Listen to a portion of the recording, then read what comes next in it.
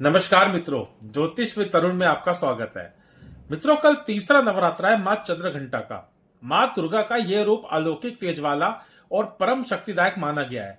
माता के रूप में उनके मस्तक पर अर्धचंद्र के आकार का घंटा सुशोभित है, इसलिए देवी का नाम चंद्रघंटा पड़ा है। मां के इस रूप की पूजा नवरात्रि के तीसरे दिन सूर्योदय से पहले उठकर करनी चाहिए। मां की पूजा में लाल और पीले फूल का प्रयोग किया जाता है। उनकी पूजा में शंख और घंटों का प्रयोग करने से माता खुश होकर हर मनोकामना पूरी करती है। अष्टभुजा वाली मां चंद्रघंटा का रूप सोने के जैसा चमकीला है और उनका वाहन सिंह है। उनकी अष्टभुजाओं में कमल, धनुष, बाण, खड़क, कमंडल, तलवार, त्रिशूल और गदा जैसे अस्त्र और शस्त्र सुसज्जित है।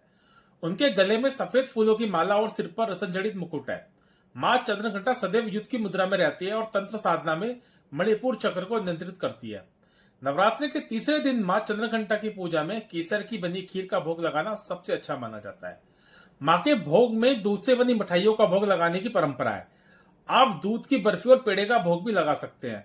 मां चंद्रघंटा की पूजा में लाल रंग के वस्त्र पहनकर पूजा करना सबसे शुभ माना जाता है। लाल रंग शक्ति और वृद्धि का प्रतीक माना जाता है। इस रंग के वस्त्र धारण करने से आपकी धन समृद्धि में वृद्धि होती है और आपके परिवार में संपन्नता आती है। नवरात्रि के तीसरे दिन ब्रह्म मुहूर्त में सूर्योदय से पहले उठकर स्नान कर ले और फिर पूजा के स्थान को गंगाजल छिड़ककर पवित्र कर ले। मां के चंद्रघंटा स्वरूप का स्मरण करें, घी के 5 दीपक जलाएं और फिर मां को लाल रंग के गुलाब और गुड़हल के फूल अर्पित करें। फूल चढ़ाने के बाद रोली, अक्षत और अन्य पूजन सामग्री चढ़ाएं। उसके बाद कपूर और घी के दीपक से माता की आरती उतारें और पूरे घर में शंख और घंटों की ध्वनि करें।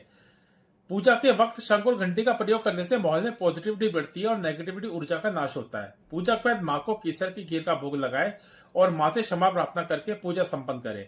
पूजा के बाद यदि आप चंद्रघंटा माता की कथा, दुर्गा चालीसा का पाठ करें या फिर दुर्गा सप्तशती का पाठ करें तो आपकी संपूर्ण फल की प्राप्ति होगी। नमस्कार मित्रों।